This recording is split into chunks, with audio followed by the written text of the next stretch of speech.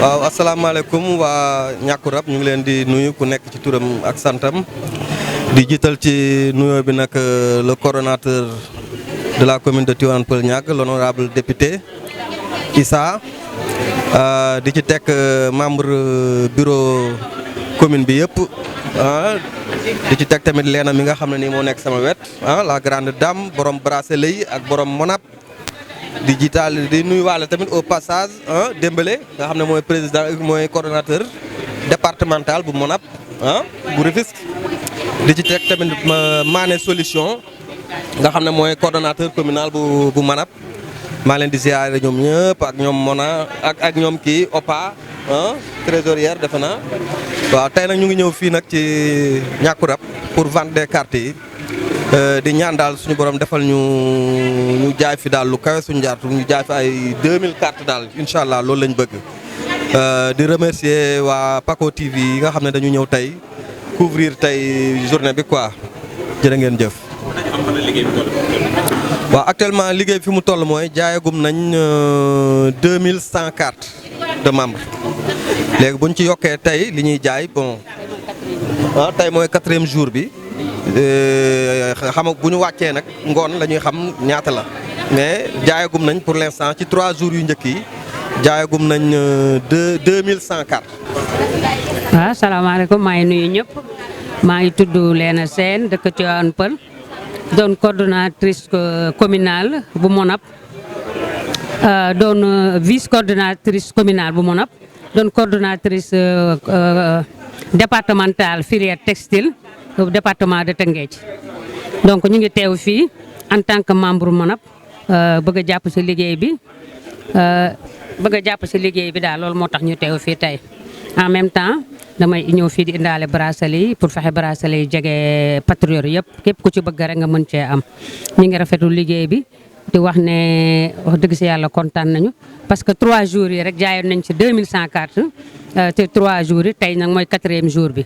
léegi nag ñu ngi waajal di xool fan la ñuy yóbbu beneen 5e jour vente bi ok.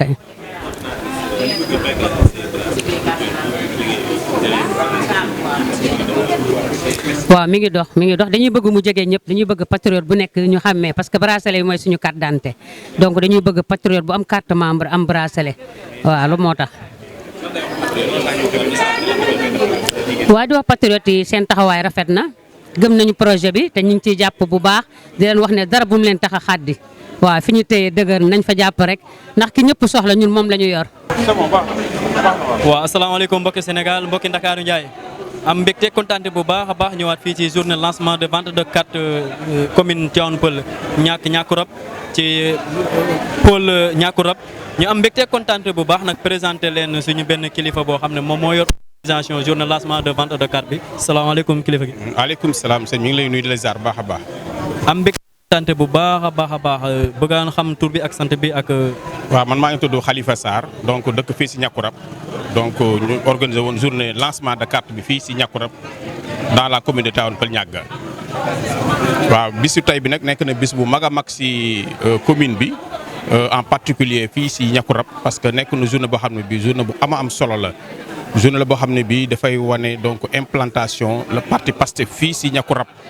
comme ni ngeen ko seetloo militants yi ñëw nañ sympathisants yi ñëw nañ muy mag muy ndaw muy góor muy jigéen kon ñëpp ñëw nañ wuy si woote bi nga xam ne mooy woote parti Pastef fii si Ñàkku Rab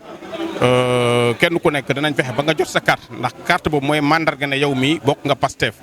te quelque part aussi dafay am lu muy def si militant bi du koy wan ne kii am na fu mu bokk donc mu nekkoon bis bu rëy bis bu màgg a màgg si bépp militant Pastef kon donc di ñaan daal képp koo xam ne kii yow Pastef gis nga sa bopp donc soppe nga ci Pastef góorgóorlu nga mën a am sa carte de membre ndax carte de membre boobu mooy wane encore une fois que ne yow am nga foo bokk. léegi organisation dafa xaw a jafe soit nga woo ay nit ñu wuy si la fi nga dëkk fi nga xam ne moom mooy sa lépp loolu noo ko dundee ak programme bi ni waaw xam nga woote ne kaay wuy si président Ousmane Sonko mën na ne lu yomb la. lu yomb la ndax yaakaar naa waxuma la Sénégal mais partout ci Afrique pour ne pas dire dans le monde bu wootee ñëppay ñëw gis ngeen ko bu demee diaspora ni muy mel te foofu yaakaar naa ne mën nañ ne du Sénégal rawat na donc biir Sénégal ak biir Afrique organisation effectivement mënul yomb parce que souvent li muy laaj dafa laaj engagement dafa laaj pas-pas dafa laaj Pastef mais bokk nañ ko ñoo xam ne ni ay góor ak ay jigéen ay linguère j'allais dire ñoo xam ne nii vraiment yendaluñ fanaanun depuis bi ñu jàppalee bis ne ñun ñoo war a jaay carte yi. Et quelque part je voulais en profiter pour tout simplement parler un peu à la diaspora, parler en tout cas au monde international que cette journée est une grande journée pour le parti patriote, pour le parti Pastef. Le président Ousmane Sonko est quelqu'un c'est un grand patriote. Le président Ousmane Sonko c'est une figure emblématique, voyez-vous, donc du continent africain et partout dans le monde. Je pense qu'il a montré ses preuves. C'est un grand patriote. C'est quelqu'un qui va révolutionner ce continent africain-là. C'est un digne fils de l'Afrique. À l'image de Thomas Sankara, il est là pour libérer en tout cas le peuple sénégalais, le peuple africain, que ce peuple-là compte sur lui-même pour se développer. Nous avons une nation jeune, nous avons des ressources naturelles qu'il faut. Il manque juste des dirigeants, des leaders, j'allais même dire, pour vraiment en tout cas contourner les difficultés auxquelles les populations sont confrontées, pour libérer en tout cas l'Afrique, permettre à notre continent de se développer pour de bon. Et nous en avons les preuves, nous en avons les capacités au plan des ressources humaines, mais également au plan donc des ressources. Ce pays-là doit en tout cas décoller pour le bonheur de tout le monde. Commencez. Ok. On recommence. Waa am mbégte kontaan bu baax bi ñu jógee ci suñu jëwriñ ji nga xam ne moom mooy Khalifa Sarr nekk coordonnateur programme commission coordination programme Niakoulrab mu yoroon wàllu organisation journée lancement de vente de carte bi fii ci pôle Niakoulrab bi commune Tivaouane Peulh Niakoulrab ñu fas yéene àndaat ak suñu beneen kilifa waa Mafal Mbaye salaamaaleykum kilifa gi. waaleykum salaam ñu ngi leen di nuyu di leen ziara di leen wax dal leen ak jàmm waaw man maay Mafal Mbaye dëkk fii si Niakoulrab yoroo wàllu massification bi mu doon lu nga xamante ne ni mbégte la su ñun am nañ ci tamit fiertement bu baax a baax a baax ndax président Ousmane Sonko yaakaar naa ñun amul lu ñu jaralul waaw kon boo ñëwee fi nga xam ne mooy département de Rufisque commune de Tivaouane Peulh Niakoulrab ñu am fi taxawaay bu am solo xaaruñu lenn lépp lu président Ousmane Sonko bëgg suba ngoon ñoo ngi si waaw di leen waxal ne actuellement nii comme ni leen ko waxee rek ñun moom ñoo président Ousmane Sonko pare nañ pour lépp ñoo moom ba 2029 incha allah. kon daal am mbégte kontaante bu baax a baax yow nga nekk coordonnateur massification de la jeunesse de Niakoulrab ci commune Tivaouane Peulh loolu ban lii nga ñu ci mën a baaxee ñi nga xam ne ñoom ñu ngi ci nit bi ndax jeunesse bi bari na ci ñoo xam ne engagé wu nañ ci Pastef. waaw Niakoulrab moom ñun à chaque fois suñu xel day daal ndax Ousmane Sonko moo tax au niveau de Niakoulrab fii ñu dëkk nii tey opposition bu fi gagné parti au pouvoir c'est la première fois grâce à Ousmane Sonko pour wax la ne fii Niakoulrab daanaka ndaw ñëpp ay patriotes lañ comme ni ko Ousmane Sonko di waxee nag patriotes yi nag am na ñoo xam ne dañoo actif am na ñoo xam ne moom actif fu ñu seen kër la ñu toog di xaar rek ñu ne aca jóg leen ñu jóg dem def la ñu war a def mais pour wax la ne ñaari élection yi mujjee génn yëpp Pastef au niveau de Niakoulrab dañ fay gagné largement. waaw dagguma la sax c'est lii am leneen boo xam ne dama ko bëgg a laajte tey mooy 4e journée vente de carte ci biir commune bi yow est-ce que yaa ngi bàyyi xel nga baat record 3 éléments yi nga xam 3 pôles yi nga xam ne jàll nañu mooy pôle APIX bi pôle Tivaouane Peulh ak pôle Niaga bi. waaw non du ma ne tey ñun mën nañoo baatu record bi ndax c'est parce que depuis bi plateforme yu ubbee daanaka li ma la ko waxee rek Ousmane Sonko dañu xër si moom le fait que plateforme yi gars yi ubbi nañ ko rek gars yi xaaratuñu ay commune xaaratuñu village xaaratuñu département automatiquement dañoo dawandoo en masse dem jënd ji carte membre déjà actuellement nii ñu bëri am nañ jënd nañ ay carte membre si plateforme yi xaaruñu bés bii nag quoi moo tax ma ne la man du ma jàpp ne tey record bi ñun mën nañ ko battre au niveau de Niakoulrab c'est ça quoi. jërëjëfati am mbégte kontaante bu baax bokk ak yéen journée bi kon ñun ak yéen bokk ngoon jot. waaw incha allah ñoo ko yéen daal en tout cas ñoo ngi fi. jërëjëf bu ñu demee ba xéwal ñëw bu ñu xéwaloo ba pare. yaay yi booy dinañ ñëw commencé ñoom it xam nga. jël seen wàll. def la ñu war a def. jërëjëf kontaan nañ ci yéen. Honorable député Youngar Dione, député à l'Assemblée nationale, secrétaire de la commission des lois. tey nag ñu ñëw fii en tant que coordonnateur de Pastef Tivaouane Peulh Niakoulrab muy la section de Tivaouane Peulh Niakoulrab du département de Rufisque ñu ñëw dans le cadre des ventes de cartes vente de cartes yi nga xam ne ni ñu ngi koy def au niveau du parti PASTEF et ku ne PASTEF xam ni parti ba nga xam ne dafa ànd ak éthique ak valeur parti ba nga xam ne dafa ànd ak détermination waaye parti ba nga xam ne aussi lii di développement ak lii di population yi dañ ko soxal donc tey vente de carte la ñuy def waaye ci vente de carte yi dañuy profité di saafonteeg askan wi waaye di dem seeti ñi nga xam ne mooy les autorités religieuses comme coutumières donc dañ leen di dem seeti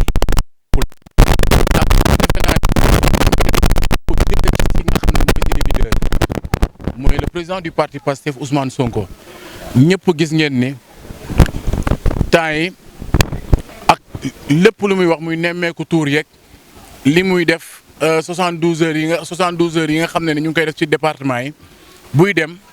day dem renforcer li nga xam ne mooy vente de cartes yi mais day dem renforcer li nga xam ne mooy le lien qu'il y a entre lui le président du parti PASTEF ak les populations mais ak les autorités religieuses comme coutumières ñun nag ci tànk yooyu la ñu taxaw représenté ko fi en tant que coordonnateur mais représenté ko fi en tant que député waaye tamit di def lu muy def mooy dem seeti imam seeti ki nga xam ne mooy chef de village de Niakoulrab waxtaan ak moom ci kaddu PASTEF waxtaan ak moom ci kaddu ki nga xam ne mooy le président Ousmane Sonko le président du parti PASTEF les Patriotes et ñu waxtaan ak ñoom waxtaan ak population yi waaye wax leen mbébét yi nga xam ne ni ki nga xam ne mooy le président du parti PASTEF en tant que premier ministre def na ko comme jéego te jéego yi nga xam ne am nañ njeexital fi nga xam ne ni mooy ci biir Niakoulrab muy li nga xam ne ni moom mooy ndox mi parce que tout récemment woo nañ ma fii ci Niakoulrab di ma remercier di ma féliciter ndax gis nañ ne gox yu bari ndox bi mu ngi fay dugg effectivement ñun ay député lañu loolu suñu wareef la pour ñu dem dox pour askan wi mën a nekk dans de très bonnes conditions waaye bañ koy def le premier ministre était Ousmane Sonko moom moo nekkoon à la tête de la primature donc moo taxoon lépp yomboon ci ñun am na un programme spécial ba nga xam ne ni may nañ ñu ko au niveau de la direction de la SONES pour le département de Rufisque mais notamment pour la commune de Tivaouane Peulh Niaga maanaam ndox bi dina dugg ci biir commune Tivaouane Peulh Niaga dugg bu am solo te li may wax rek délégué de quartier yu ci bari demoon nañu fekkee nañu délégué yi nañu def devis yóbbu ko CNO branchements sociaux yi incha allahu rabbi dinañ ci bokk te délégué quartier yu bari fekkee nañ ko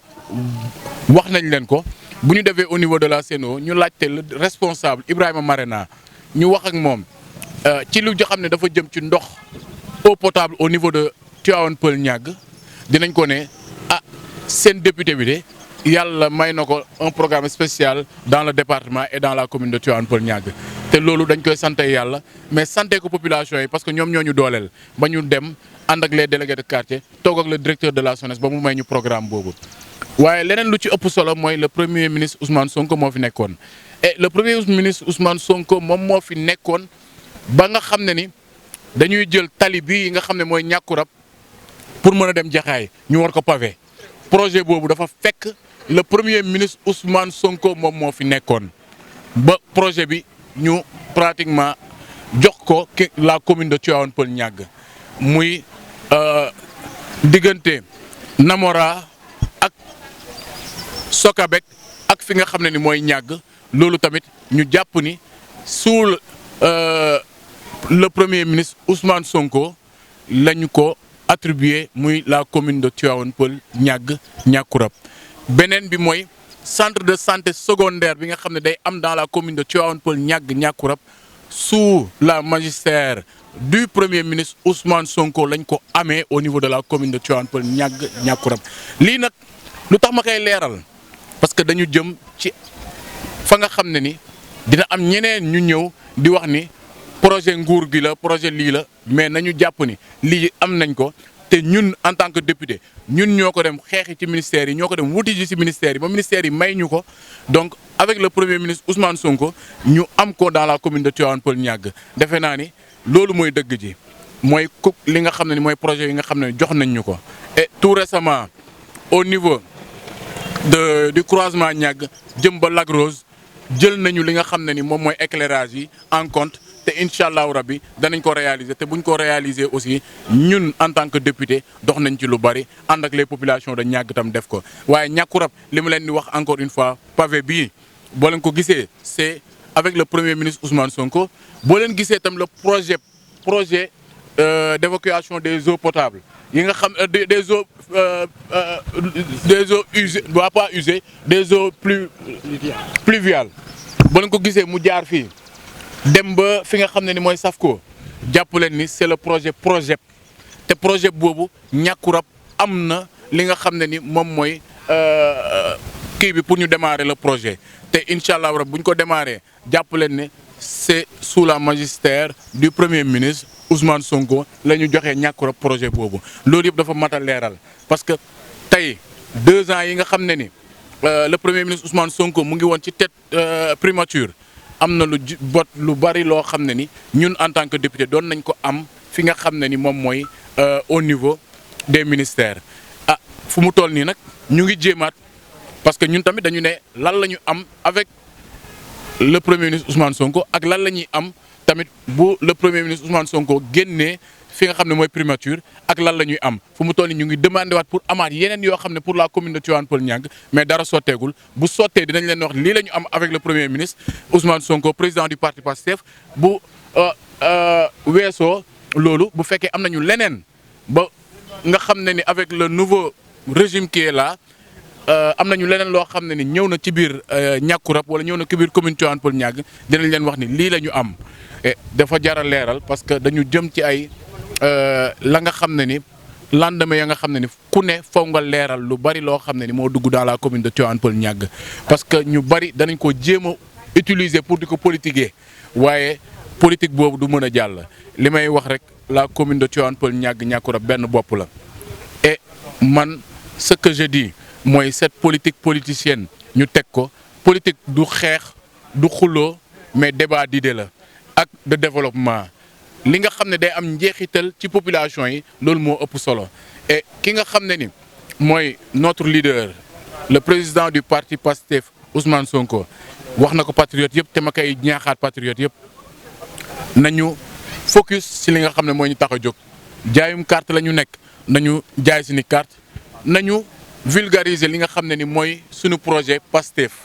leneen la nga xam ne keneen mu ngi ñu ciy woo muy xeex muy xuloo muy wax naka sulu noonu ñu bañ ko topp ci loolu parce que fu mu toll nii l'heure est à la mobilisation l'heure est au focus ci li nga xam ne ni ca la ñu war a nekk la ñu war a nekk nag defe naa ne ñu ngi ca waa Niakourab ñu ngi leen ci féliciter bu baax a baax parce que gis nañu ne yéen a ngi ci liggéey bi lii la rek focus bu ñu ne fii mënu leen fi teg ñu ñëw dugg ba si biir kër yi ñu teg fa di jaay carte donc le président Ousmane Sonko dankaafu na wax naag patriote yëpp nañuy fexe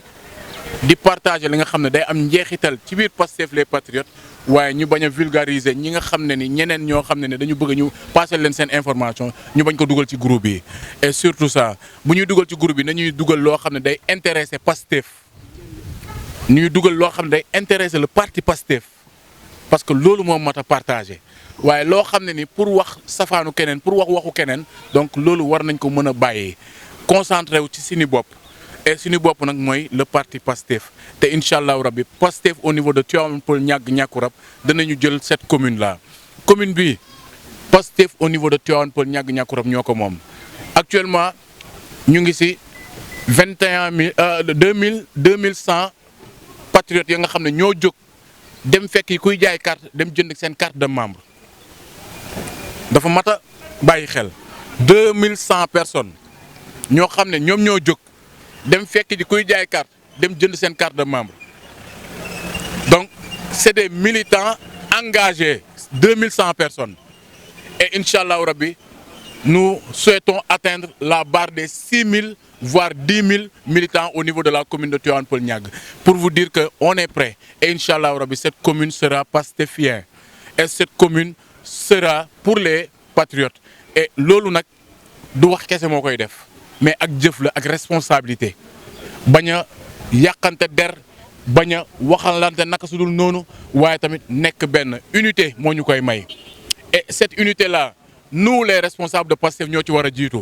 parce que yàlla lu mu bind fii defe naa ni kenn mënu koo dindi gis nga bu yàlla ne tey Laye bu Sonko bi mooy doon candidat wu Pastef Laye bu Sonko mooy doon candidat wu Pastef te nous les patriotes nous sommes tenus d'être derrière Laye bu Sonko pour jàppale li nga xam ne ni mooy le projet Pastef li ci ëpp solo mooy njeexital bi et l'essentiel c'est d'avoir une équipe municipale mooy lan am des conseillers ya nga xam ne ni ci biir Pastef la ñuy nekk mu doon ay patriotes yoo xam ne dañu déterminé wu pour jàppale le projet waaye déterminé wu pour l'avancement de Tivaouane Peulh Niaga Niakoulrab Tivaouane Peulh Niaga Niakoulrab nag ñàkkul dara ñàkkuñu dara on a les moyens qu'il faut on a toutes les potentialités maanaam ressources yi ñu ngi fi muy ressources humaines comme ressources matérielles tey gàncax bi lac bi côte bi la jeunesse les artisans am nañu lépp dans la commune de Tivaouane Peulh Niaga léegi lan moo manqué une volonté politique et sociale bi nga xam ne ni moom la ñu war a dem vers le développement et pour ça nag ñu ngi taataan ñi nga xam ne ni ñoo nekk dans la commune de Tivaouane Peulh Niaga Niakoulrab ñu jox ñu li nga xam ne mooy lengeewu commune Tivaouane Peulh Niaga Niakoulrab incha allahu rabbi